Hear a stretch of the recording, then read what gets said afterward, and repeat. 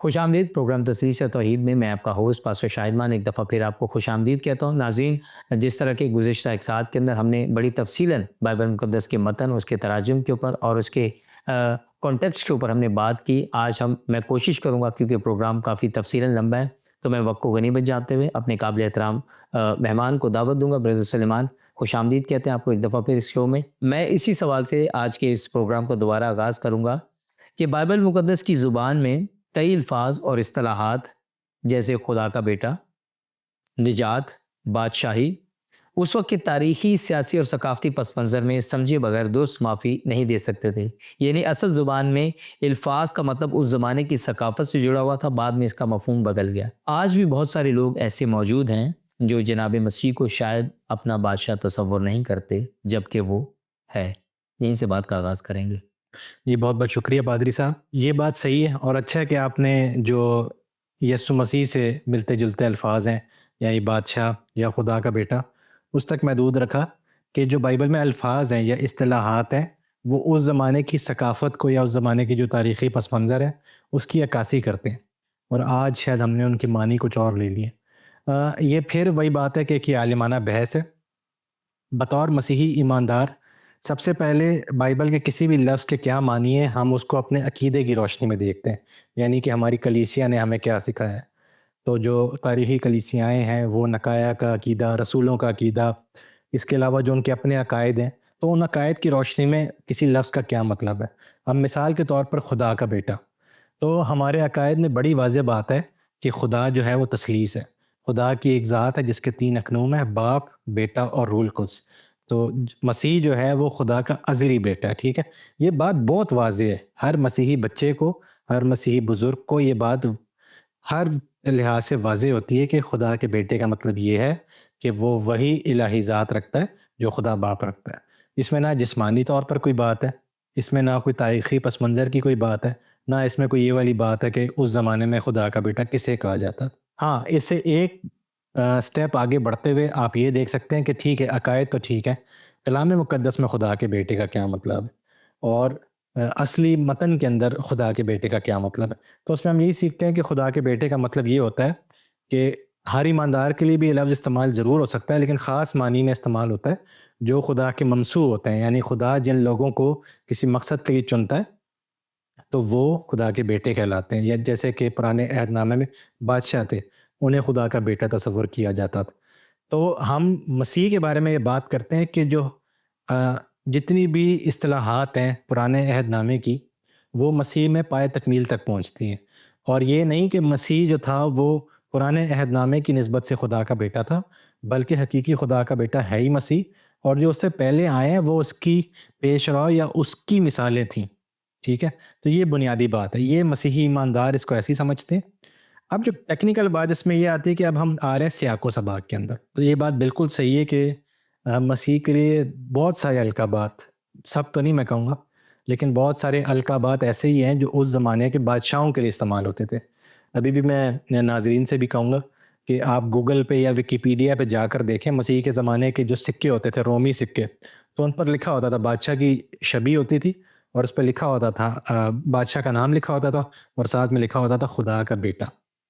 اور ان کے معنی یہی ہوتے تھے کہ جو ان کے خدا ہیں، جس طرح سے زوئس ہے یا اپولو ہے، جو بھی ان کے دیوتا تھے یونانی اور رومی، تو انہوں نے جو ہے وہ جسمانی تعلق سے ایک بچے کو پیدا کیا. خیر وہ بھی جسمانی نہیں مانتے تھے، یہ ایک بات ہوتی تھی، صرف یہی بات ہوتی تھی کہ یہ اس کی شاہانہ جو بادشاہی ہے اس کے اوپر ایک مہر ہے کہ یہ خدا کا بیٹا ہے، تو وہ بھی بادشاہ کے طور پر استعمال کرتے تھے. اور یہودی پس منظر میں بھی جتنا ہمیں پتہ ہے اس زمانے کا، وہ بھی بادشاہ کی معنی میں ہی استعمال کرتے تھے. تو اب سوال یہ پیدا ہوتا ہے کہ اگر یہ باتیں غیر اقوام کے اندر بھی تھیں تو مسیح کے لیے کیوں استعمال کی گئی؟ لوگ اس کو اعتراض بنا کر کرتے ہیں کہ دیکھیں کہ کیسر جو تھا بادشاہ اس زمانے کا، جو کیسر کے لیے بات ہو رہی ہے وہ مسیح کے لیے ہو رہی ہے. اب وہ اس کو اعتراض بنا رہے ہیں کہ جیسے کاپی ہوا. اس کے اندر جو سیکھنے والی بات یہ ہے کہ وہ کاپی کی بات نہیں ہے. مسیحی لوگ بنیادی طور پر وہ یہ کہہ رہے تھے کہ کیسر بادشاہ نہیں ہے، حقیقی بادشاہ مسیح ہے.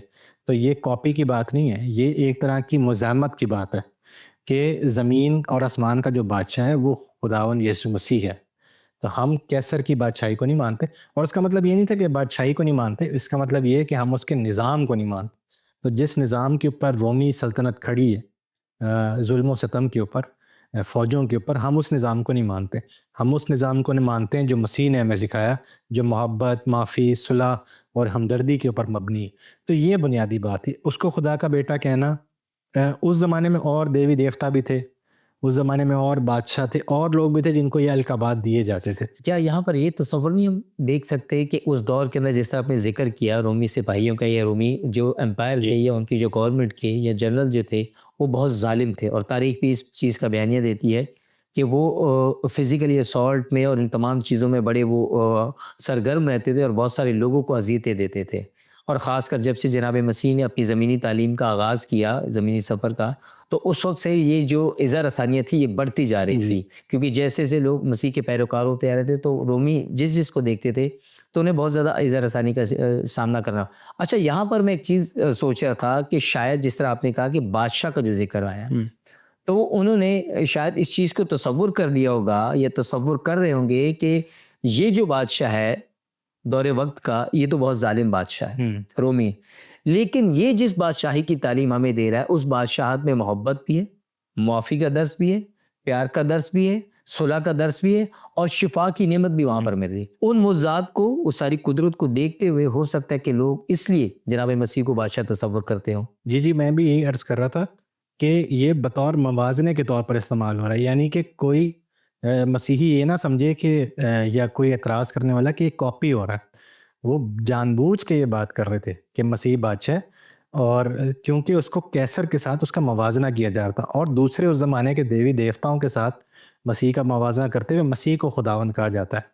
پولس رسول کہتا بھی ہے نا، پہلا کرنتھیوں اس کے 8ویں باب کی 5ویں اور 6 آیت میں کہ بتیرے خدا اور خداوند ہیں، لیکن ہمارے لیے مسیح جو ہے وہ خداوند ہے. تو وہ یہ نہیں کہہ رہے تھے کہ دنیا کے لوگ کسی اور خداوند کو نہیں مانتے یا دنیا میں کوئی اور بادشاہ نہیں. وہ کہتے تھے کہ حقیقی بادشاہ مسیح ہے، حقیقی خداوند بھی مسیح ہے، اور وہ پھر ان سے افضل ہے، یعنی ان سے پاورفل ہے اور وہ حقیقی ہے. تو یہ جو بادشاہ تھے یہ ظلم و ستم کرتے تھے، یہ فوج رکھتے تھے، یہ محصول یعنی ٹیکس لیتے تھے، یہ اپنے حرم بناتے تھے، یہ محل بناتے تھے، اور جب تک آپ ان کے کہے پہ چلتے ہو تب تک امن قائم ہے. جب آپ بغاوت کرتے ہو یا جب آپ اس نظام سے ہٹتے ہو تو پھر شدید قسم کا آپ پہ ظلم ہوتا ہے. ٹھیک ہے، حکومتیں اور جو ریپبلکس ہوتی ہیں یا جو کنگڈم ہوتے ہیں وہ اس طرح ہی قائم ہوتے ہیں.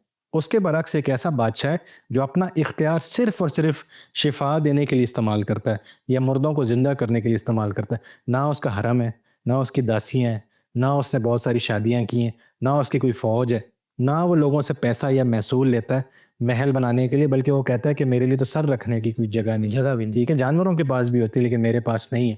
تو یہ ایک موازنہ ہے. اب اس میں یہ اعتراض کرنے والوں کو سمجھنا چاہیے کہ یہ کاپی نہیں ہے، یہ جان بوجھ کے مسیحی لوگ ایسا کر رہے ہیں. ہاں، اس میں جو بات سیکھنے کی یہ ہوتی ہے کہ جب کوئی بھی لفظ ثقافت سے لیا ہے انجیل لکھنے والوں نے یا نیا عہد نامہ لکھنے والوں نے، تو انہوں نے ایز اٹ از اس کو نہیں لیا، اس کے معنی کو بدلا ہے. کچھ مسیحی علماء جیسے بہت جید علماء میں سے ولیم بارکلے ہیں، وہ یہ کہتے ہیں کہ نہیں، جس طرح یونانی زبان میں کلاسیکل لٹریچر میں لفظ استعمال ہوئے اسی طرح جو ہے وہ مسیحیوں نے بھی استعمال کی. لیکن زیادہ تر علماء کا یہ خیال ہے کہ نہیں، ان کے معنی بدلیں. تو یہ بادشاہ جو ہے یہ ایک بہت اچھی مثال ہے. اب جو مسیحی لوگ اس میں غلطی کر رہے ہیں وہ کہہ رہے ہیں کیونکہ یسوع کو بادشاہ کہا گیا تو بادشاہی نظام کو تسلیم کر لیتے ہیں ہم. تو یہ مطلب ہے اس کا. خدا کا بیٹا بھی میں نے جیسے کہا کہ جیسے جب مسیح کو کہا جاتا ہے تو نہ وہ یہودی معنی میں استعمال ہوتا ہے، نہ وہ یونانی یا رومی معنوں میں استعمال ہوتا ہے. اور وہ بھی اس میں کہ اگر مسیح کا اختیار ہے تو وہ اختیار استعمال کب کرتا ہے. پوری بائبل کے اندر، پوری انجیل کے اندر آپ کوئی ایسا واقعہ نہیں دیکھیں گے جہاں مسیح نے اپنے فائدے کے لیے یا اپنے آرام کے لیے یا اپنے کسی نفع کے لیے اس نے اختیار کا استعمال کیا. نہ ہی اس نے شاگردوں کو یہ سکھایا. جہاں وہ کہتا ہے کہ میں نے تمہیں اختیار دیا ہے، وہاں وہ کہتا ہے کہ بدرو نکالو، شفا دو، تعلیم دو، شاگرد بناؤ، بپتسمہ دو. اس نے اور باتیں نہیں سکھائی گئی. تو جو اعتراض کرنے والے وہ نہیں اس بات کو سمجھ رہے، اور جو مسیح کو ماننے والے نا وہ بھی نہیں سمجھ رہے کہ اختیار کا لفظ آ تو گیا ہے. خاص طور پر جو ہمارے کلرجی کا طبقہ ہے، جو پادری صاحبان، بشپ صاحبان، پوپس ہیں، وہ اس اختیار کو پھر کہیں نہ کہیں غفلت میں دوسری طرف لے کر جا رہے ہیں کہ اختیار کے معنی جو ہے وہ اتھارٹی یا پوزیشن کے ہیں. اختیار کے معنی یہ ہے کہ خدا نے آپ کو پورا اختیار دیا کہ آپ نیکی اور بھلائی کے کام کریں. اس کا اختیار اس نے مسیح کے ذریعے پوری کلیسیا کو، پوری کلیسیا ٹھیک ہے. بھی ہے. اب وہ جو دوسرا اختیار ہے نا، زمینی اختیار، اس کو تو یہ بات توڑتی ہے، لیکن ہم بھی اس تک ابھی تک نہیں صحیح سے پہنچے. چلے بہت شکریہ. اسی چیز کو آگے لے کر چلیں گے. اور ایک اور اعتراض بائبل مقدس سے متعلق، اس کے تراجم سے متعلق، کہ اصل زبان میں لکھنے والے مصنفین ہمیشہ وہی بات نہیں کہنا چاہتے تھے جو بات کہ الہامی تشریحات میں سمجھی گئی. جیسے جناب مسیح کے بارے میں یسایا نبی نے بارہا پیشن گوئیاں کی، اور تاریخ اس بات کی گواہ ہے، بائبل مقدس سے اس کی صداقت دیتی ہے.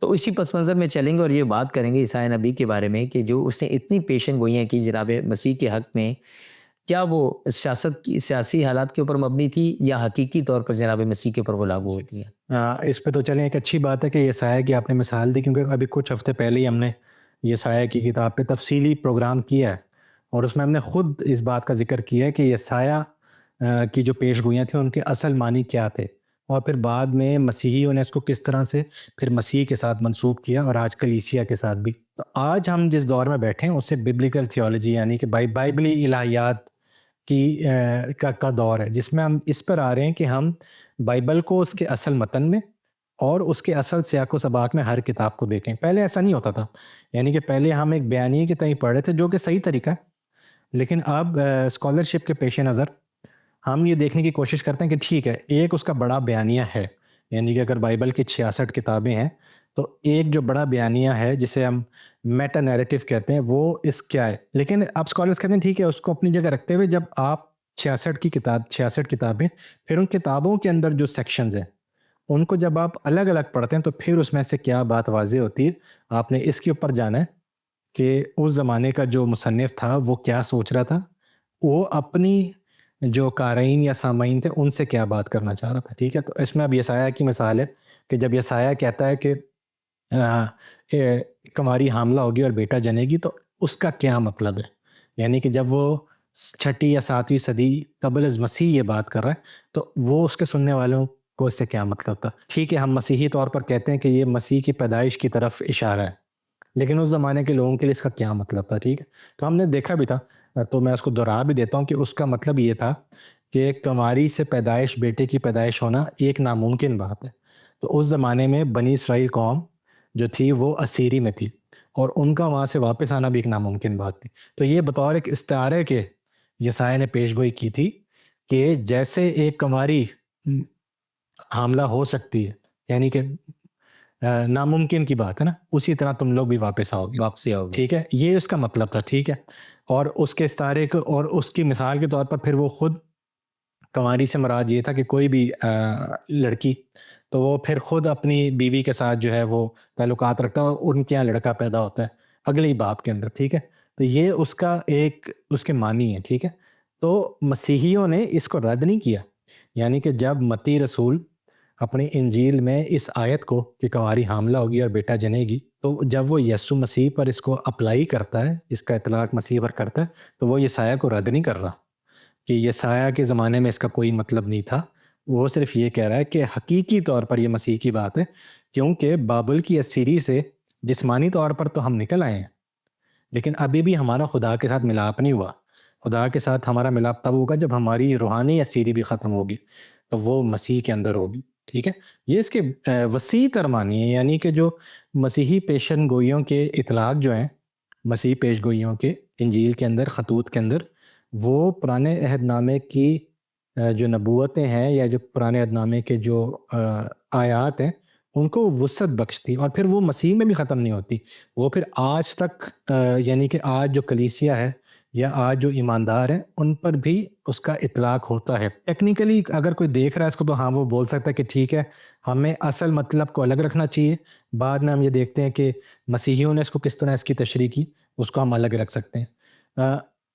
اس کا اطلاق میں پھر وہی بات کر رہا ہوں کہ صرف اور صرف مسیحیت پہ نہیں ہوتا. مثال کے طور پر اب قرآن شریف میں بہت سارے ایسے واقعات ہیں جو بائبل سے میچ کرتے ہیں، بالکل میچ کرتے ہیں، جیسے انبیاء کی جتنی بھی کہانیاں ہیں یا جتنے بھی واقعات ہیں، لیکن ان کا اطلاق ویسے نہیں ہے جیسے بائبل کے اندر. جیسے بائبل میں. اب ظاہر ہے کہ ہم اس پہ بحث کر سکتے ہیں تاریخی طور پر، یا پھر ہم اس اصول کو سمجھیں کہ جو الہامی یا مذہبی جو لٹریچر ہوتا ہے وہ کسی تاریخی واقعے کو یا کسی ماضی کی بات کو وہ کس طرح انٹرپریٹ کرتے ہیں کہ اس کا یہ مطلب ہے. یعنی حقیقی طور پر اس کا یہ مطلب، مثال کے طور پر فرض کریں کہ کسی ملک جو ہے وہ کوئی ملک ایٹم بم بنا لیتا ہے، ٹھیک ہے، تو یہ ایک تاریخی بات ہوتی ہے کہ یار فلانے سال میں فلانے ملک نے ایٹم بم بنایا، لیکن مسئلہ ایٹم بم کا نہیں، مسئلہ یہ ہے کہ اس ملک نے اپنے آپ کو محفوظ کیا، یا اس ملک نے دنیا میں اپنے آپ کو ایک سپر پاور کے طور پر پیش کیا. تو جو اس کا تاثیر، جسے آپ نے لفظ استعمال کیا کہ جو اس تاریخی واقعے کی یا کسی کہانی کی تاثیر ہوتی ہے نا، وہ جو لکھنے والے ہیں بعد میں وہ کہتے ہیں نہیں یار اصل بات تو یہ تھی جو تم نہیں سمجھے، ٹھیک ہے. آج مثال کے طور پر جو تاریخی حقائق ہیں وہ ہم پہ زیادہ واضح ہیں، یعنی کہ پرانے دستاویزات اور تمام ریکارڈ ہمارے پاس زیادہ ڈیٹا ہوتا ہے. مثال کے طور پر فرض کریں سن 47 میں بر صغیر کی آزادی ہوئی، تو میرا یہ دعویٰ ہے کہ اس زمانے میں جو چشمہ دید گواہ تھے نا، ان کو بھی اتنی نالج نہیں تھی کہ کیا ہو رہا ہے. آج 80 سال کے بعد ہمارے پاس زیادہ ایک زاویہ ہے، کیونکہ ہم نے سوچنے کا دیکھنے کا، پھر ہمارے پاس ریکارڈ ہے، ہمارے پاس تصویریں ہیں، ہمارے پاس فلمیں ہیں، ہمارے پاس ان سیاست دانوں کے موجود ہیں، شہادتیں، خطوط موجود ہیں، اتنا ڈیٹا ہے ہمارے پاس. ہم تاریخی طور پر اس واقعے کی زیادہ اچھی انالیسس کر سکتے ہیں، اور پھر ہم یہ کہہ سکتے ہیں یہ ٹھیک ہوا یا نہیں ہوا. اسی طرح بائبل کا ایک دھارا جو ہے نا، ایک تو واقعہ ہے جیسے آدم اور حوا کا واقعہ ہے، ٹھیک ہے، وہ ایک میاں بیوی کا ایک واقعہ ہے، ایک باغ کے اندر ان کا خدا کے ساتھ ایک رشتے کی بات. لیکن اس کو آج مسیحیت کے اندر ہم اس کو کہتے ہیں کہ یہ انسانیت کی کہانی ہے. یہاں سے تخلیق کا بھی آغاز ہوا، یہاں سے گناہ کا بھی آغاز ہوتا ہے، اور یہاں سے نجات کی کہانی کا بھی آغاز ہوتا ہے. تو یہ اس کے وسیع تر معنی ہے. یہ ہم نہیں کہہ رہے کہ جو واقعہ تھا وہ کسی مطلب ہم اس کے معنی کچھ اور تھے اور آج ہم کچھ اور کر رہے ہیں، بلکہ ہم اینالائز کر رہے ہیں، ہم پیچھے مڑ کر دیکھ رہے ہیں، اور اسی کے اوپر ہم اپنے عقائد کو یا اپنے ایمان کو قائم کر رہے ہیں، ٹھیک ہے. اور وہ بھی خدا کے لوگوں نے تجربے کی بنیاد کے اوپر، یعنی کہ بنی اسرائیل نہیں ہے نا، ایک ہی قوم ہے جس نے بعد میں اس سے کچھ لوگوں نے مسیح پر ایمان لائے، تو انہوں نے کہا نہیں، یہ جو ہماری تاریخ کا دھارا ہے، یہ جو ہمارا نبوتی کلام ہے، یہ در حقیقت مسیح کے بارے میں. تو ٹھیک ہے، یہودی نہ مانے اس بات کو، لیکن ہم مسیحی طور پر اس کو اسی طرح پڑھتے ہیں. متی رسول اس بارے میں لکھ رہے تھے یا خدا کی روح نے انہیں ہدایت دی، تو ظاہراً کہیں نہ کہیں تو انہوں نے یہ چیز دیکھی ہوگی پرانے عہد نامہ سے لے کے، اور جب انہوں نے خود بذات خود دیکھا، متی رسول نے جناب مسیح کے ساتھ رہ کر اتنا عرصہ انہوں نے گزارا، تو یہ ساری چیزیں تاریخ کا ایک پہلو ہوتا ہے، اور کہیں نہ کہیں اس کی کہیں نہ کہیں کوئی شہادت، کوئی شکل موجود ہوتی ہے. تاریخ میں چیزیں درج ہیں، الہام میں چیزیں درج ہیں، لیکن میں اور آپ یا ہم سے ماضی میں جو لوگ گزر گئے انہوں نے اس چیز کو کیسے لیا. ایک آخری اعتراضات تو بہت سارے ہیں جو ماضی سے لے کے آج تک دور حاضر تک لگتے آ رہے ہیں، لیکن بائبل مقدس ہی بذات خود ہی اس کا جواب ہے اگر کوئی جواب لینا چاہے تو. اعتراض یہ ہے کہ بائبل مقدس کے متن کو صدیوں میں مختلف ادوار میں ایڈٹ کیا گیا، یا اس کے اندر رد و بدل یا تبدیلی کی گئی اور مرتب کیا گیا، اس لیے اس کی اصل زبان میں موجود الفاظ بھی مختلف ادوار کی جھلک رکھتے ہیں. کیا یہ بات درست؟ اور میں اس کو گزشتہ سے ہی لانا چاہوں گا کہ چلے مثال کے طور پر آپ دیکھیں کہ چاند پر جانا، پہلے رشین سیٹلائٹ گئی، اس کے بعد امریکن جب طیارہ اترا چاند کے اوپر اور نیل آرمسٹرانگ اس پہ اترا، تو یہ ایک تاریخی واقعہ ہے. لیکن اس کی جو اہمیت ہے یا جو اس کے پیچھے استعارہ ہے وہ یہ ہے کہ انسانیت نے ترقی کی ہے، یعنی سائنس نے ترقی کی، اور انسان جو ہے وہ اپنی اس خلا کے اندر یا اپنی کائنات کے اندر وہ اس کو کنٹرول کرنے میں کامیاب ہوئے، ٹھیک ہے. تو کوئی بھی جو واقعہ ہوتا ہے نا، اس کے جو سبق ہوتا ہے یا اس کے اوپر جو انالیسس ہوتا ہے وہ اس سے زیادہ بڑا ہوتا ہے، ٹھیک ہے. یہ پھر وہی بات ہے کہ ہم لفظیات میں جب پھنس جاتے ہیں. اب اسی سے ملتا جلتا یہ ہے کہ ہم خود بھی کہتے ہیں کہ 1600 سال کے عرصے پر محیط ہے، 1600 سال میں لکھا گیا، اس کے مختلف مصنفین تھے. تو اس میں پھر یہ والی بات بھی آ جاتی ہے کہ جب اس کے تراجم میں ایڈٹ کیا گیا. اب یہ جو ایڈٹ کا لفظ ہے نا، یہ بڑا خطرناک ہے، یعنی کہ اس سے یہ تاثر جا رہا ہے کہ کچھ لوگ کلام میں رد و بدل کر رہے ہیں. یہ خاصا ایک ادبی لفظ ہے، یعنی کہ اس کا تعلق پھر وہی بات ہے کہ کلام مقدس کو پڑھنے کے دو طریقے. ایک میرے خیال میں معذرت چاہتا ہوں، جو مرتب کا لفظ ہے میرے خیال میں وہ تھوڑا وزن کے لحاظ سے بہتر لگے گا یہاں پر اگر ہم استعمال کریں. لیکن مرتب بالکل فرق چیز ہے. میں اس میں آپ کو اور مرتب بھی ہمارے لیے کوئی وہ نہیں ہے. دیکھیں میں نے پھر وہی بات کی تھی کہ میں آپ کو اس کی ایک مثال دیتا ہوں، ٹھیک ہے. فرض کریں کسی کے یہاں اولاد ہوتی ہے، تو ہم جب اسے کہیں گے یار مبارک ہو، خداوند نے آپ کو اولاد دی، یا ہم اسے پوچھیں گے کہ یار کیسے ہوئی، تو وہ یہ بولے گا کہ خدا نے رحم کیا. وہ کبھی بھی نا پروسیس نہیں بتائے گا آپ کو، بالکل عجیب لگتی ہے بات کہ کوئی یہ بتائے، معیوب لگتی میں کسی کے پاس جاؤں جی مبارک کو آپ نے ایسے ایسے ایسے کیا تو آپ کے گھر میں اولاد، فضول بات لگتی ہے. بالکل تو اسی طرح اخلاقی طور پر ایک اخلاقی طور پر نہیں، ہم کوئی بھی نہیں کرتا اس طرح. مطلب کوئی بھی دنیا کا بڑے سے بڑا بھی سائنسدان اس طرح بات نہیں کرے گا، بایولوجسٹ بھی. وہ یہی بولے گا کہ مبارک کو آپ کو اولاد ہوئی ہے یا گفٹ ملا آپ کو یا خدا نے، اگر وہ مانتا ہے خدا کو تو ویسے ہی بولے گا. کبھی نہیں بولے گا کہ یہ دیکھیں اس کوئی بھی نہیں بتا. سائنس کے ذریعے آپ مبارک ہو، مطلب کہ آپ سائنس کو کچھ کریں.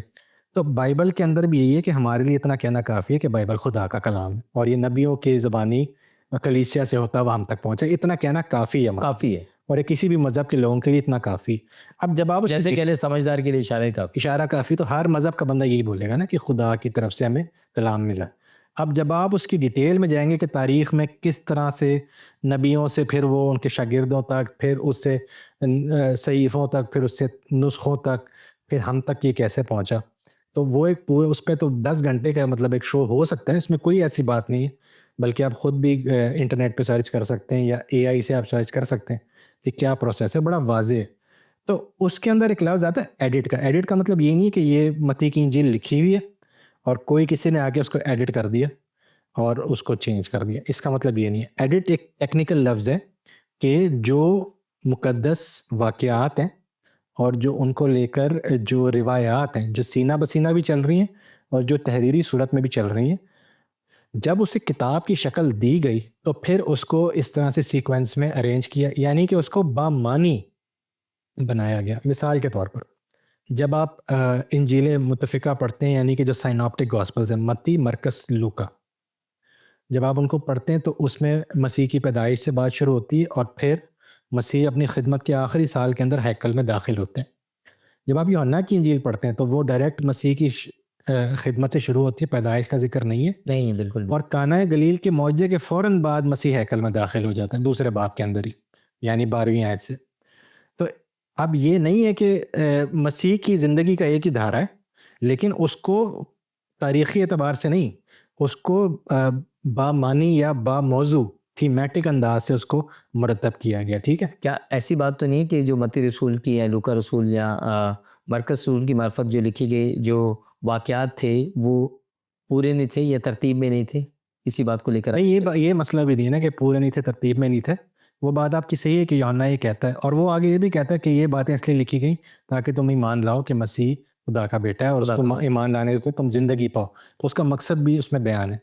تو ایڈٹ کا مطلب یہ ہے جس طرح سے ہم کوئی بھی شخص، یعنی کہ بائبل جو تھی وہ کتاب کی طرح آسمان سے نہیں گری. کتاب ہوتی نہیں تھی. کتاب ایک 500 سال پرانی ایک پروڈکٹ کا نام ہے کتاب، جسے آج ہم کتاب کہتے ہیں.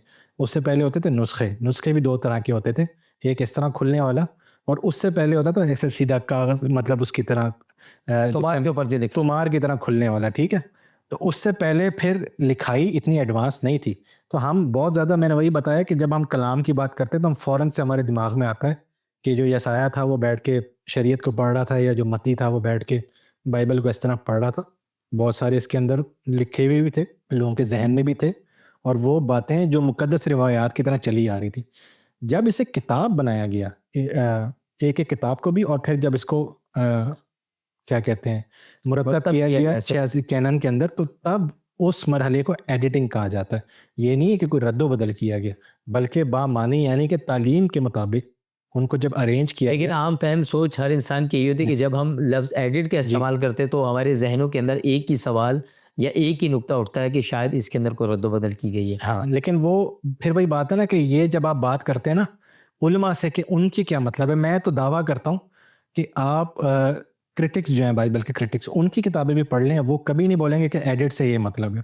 ٹھیک ہے، تو اس کے اندر یہ ٹیکنیکل بات ہے. ٹھیک ہے، اور یہ میں تو کہتا ہوں اس پہ عام لوگوں کو گفتگو کرنی بھی نہیں چاہیے، کیونکہ اس کے اندر یہ ادب، اس کا تعلق ادب کے ساتھ ہے. ٹھیک ہے، تو اگر آپ نے ادب کو سائنٹیفک طریقے سے پڑھا ہوگا، تو یعنی کوئی بھی ادب، یعنی شعر و شاعری بھی، پرانے ناولز بھی، تو پھر آپ کو سمجھ آئے گی کہ بائبل کے اسکالرز بائبل کے بارے میں کیا کہہ رہے ہیں. آپ 2 چیزوں کو مکس کر رہے ہیں، یعنی کہ آپ اس بات کو مکس کر رہے ہیں کہ خدا نے دیا ہے تو پھر اس میں ایڈیٹنگ کیوں ہے. یہ 2 الگ الگ باتیں. ٹھیک ہے، ایک اس کو سائنسی طریقے سے دیکھنا ہے، جس طرح سے ہم بولتے ہیں کہ خدا نے جو ہے وہ ہمیں پھل دیے، لیکن اس کی ایک پوری سائنس ہے. ٹھیک ہے، بایولوجیکل یا جو ہے وہ کیمیائی جو اس کی سائنس ہے. ٹھیک ہے، اس میں جانا تو آپ جائیں ضرور، لیکن وہ اسکالرس کا کام ہے، ٹھیک ہے. ہمارے لیے یہ کافی ہے کہ ہمیں ایک چیز دی گئی ہمارے بزرگوں سے اور ان کو خدا نے دی، جب ہم اسے پڑھتے ہیں تو پھر وہی بات ہے کہ تاثیر اس کی جو ہے نا وہ ہمیں ملتی ہے. اب ایک لفظ ہے ایڈٹ کا، دوسرا ہے کمپائل کا. تو ظاہر سی بات ہے کہ یہ ایک انسانی پروسیس ہے، یہ کیونکہ خدا نے جب کلام دیا تو اس نے انسانوں کو ہی دیا. یہ نہیں تھا کہ کوئی بند کمروں میں بیٹھ کے کوئی وہ کیا کہتے ہیں، مخصوص کچھ لوگ تھے ہاں کوئی برامن یا کوئی پوپس بیٹھ کے یہ کر رہے تھے کام. یہ کمیونٹی لٹریچر ہے بائبل مقدس. اور آج کا جتنا بھی ادب چھپ رہا ہے ماڈرن، جتنی بھی ببلیکل کرٹیسزم ہے، اس کے اندر تو بتایا جا رہا ہے کہ یہ کولیبوریٹیو یعنی کہ ٹیم ورک کا پروسیس ہے جس کے ذریعے کلام مقدس لکھا گیا اور ہم تک پہنچا گیا. یہ ایک آدمی کا کام نہیں. اچھا اس میں کنفیوژن کیا آ رہی ہے جب ہم کہتے ہیں مصنف کا لفظ؟ اب یہ بھی وہی بات ہے کہ یہ ٹیکنیکل لفظ ہے. جب ہم کہتے ہیں بائبل کا آتھر تو اس کے 3 مطلب ہوتے ہیں. پہلا مطلب یہ ہوتا ہے کہ جس بندے کا نام دیا جا رہا ہے اس نے اپنے ہاتھ سے وہ کتاب لکھی. دوسرا یہ ہوتا ہے کہ کسی اور نے لکھی ہے اس نبی یا اس رسول کے نام سے، اس کے کسی شاگرد نے. اور تیسرا اس کا مطلب یہ ہوتا ہے کہ ایک اس کے شاگردوں نے یا ایک کمیونٹی نے اس کو مرتب کیا ہے، لیکن اس کا نام اس کو دیا ہے جس کے وسیلے سے ان تک وہ پیغام یا وہ بات ان تک پہنچی ہے. ٹھیک ہے. تو اگر ہم کہتے ہیں کہ موسیٰ نے شریعت لکھی ہے، اس کا مطلب یہ نہیں کہ پوری 5 کتابیں شروع سے آخر تک اس نے لکھی ہیں، کیونکہ اس کی وفات کا بھی ذکر ہے بیچ میں. ظاہر سی بات ہے کہ اس کے بعد بزرگوں نے، اسکالرز نے، کمیونٹی نے اس کو مرتب کیا ہے، لیکن اسے موسیٰ کی شریعت ہی کہا جائے گا کیونکہ موسیٰ کے وسیلے شریعت جو ہے وہ بنی اسرائیل کو دی. تک پہنچی. زبور کی کتاب بھی ایسی ہے کہ زبور کے اندر ہمیں پتہ ہے کہ درجن مصنفین ہیں، ان کے نام بھی دیے گئے ہیں، نام بھی دیے، داؤد ہے، سلیمان ہے، آصف ہے، بہت اور گمنام بھی ہیں. گمنام. ٹھیک ہے. مجھے بڑا اچھا لگتا ہے وہ جہاں 72واں جو زبور ہے اس کے اوپر لکھا ہوا ہے سلیمان کا زبور. ٹھیک ہے، کہ وہ مسیح کے حوالے سے ہی ہے. اور پھر جب وہ ختم ہوتے ہیں وہاں لکھا ہے کہ یہاں پر داؤد کی مزمور ختم ہوتے ہیں. تو داؤد کا مزمور بھی ہے اور سلیمان کا بھی ہے. ٹھیک ہے. تو جو ایک بڑا نام دیا جاتا ہے آتھر کا، یہ جسے ہم مصنف، بائبل کا مصنف وہ نہیں ہے جس میں آج مصنف ہوتے ہیں کہ جو خود اپنے ہاتھ سے کتاب لکھتے ہیں، بلکہ کس کی اتھارٹی سے یعنی کس کے نام سے اسے منسوب کیا جا رہا ہے. پولس رسول بھی کئی جگہ پر یہ میں تمہیں اپنے ہاتھ سے لکھ کر دے رہا ہوں، اور کچھ جگہ لکھتا ہے کہ میں اور سلاس مل کر تمہیں یہ بھیجتے ہیں. یا پطرس بھی کہتا تھا کہ میں اور سلوانس مل کر تمہیں بھیجتے ہیں. تو یہ کولیبریٹو پروسیس تھا. ٹھیک ہے. ہم بھی لفظ، پھر وہی بات ہے کہ ہم خود بھی لفظیات میں پھنستے ہیں کہ جب ہم کہتے ہیں 40 مصنفین تو بس اب یہ 40 ہی. ٹھیک ہے. اور جو اعتراض کرنے والے وہ کہتے ہیں نہیں یار یہ تو 40 کا تو کوئی ایویڈنس ہی نہیں ہے ہمارے پاس، یہ تو پتہ نہیں گمنام لوگوں نے ایڈٹ کیے. تو لیکن اس کو سمجھنے کی ضرورت ہے کہ ہم اصل میں کہنا کیا چاہ رہے ہیں اور پرانے وقتوں میں کتابیں لکھی کس طرح جاتی تھیں. ٹھیک ہے. یہ آج کا کے بارے میں کوئی نہیں سوچتا. جی. تو ہم اس کو جدید اس کے طرح نہیں دیکھ سکتے کہ آج کس طرح کتاب لکھی جاتی ہے. ٹھیک ہے. ہم اس کو جب قدیم دنیا میں جائیں گے تو یہ اعتراضات اس لحاظ سے بھی ختم ہوتے ہیں. اور میں نے وہی کہا نا کہ بطور ایماندار تو ہمارے لیے پوری بحث ہی ریلیونٹ ہے. ہمارے لیے اتنا کہنا کافی ہے کہ کلام ہمیں خدا دیتا ہے. بہت شکریہ برادر سلیمان آپ کا، آپ کی قیمتی وقت، آپ کی قیمتی آراء کا. ناظرین آپ کا اور آپ کی قیمتی وقت کا بھی بہت شکریہ. پروگرام میں آپ سے ملیں گے. خدا حافظ.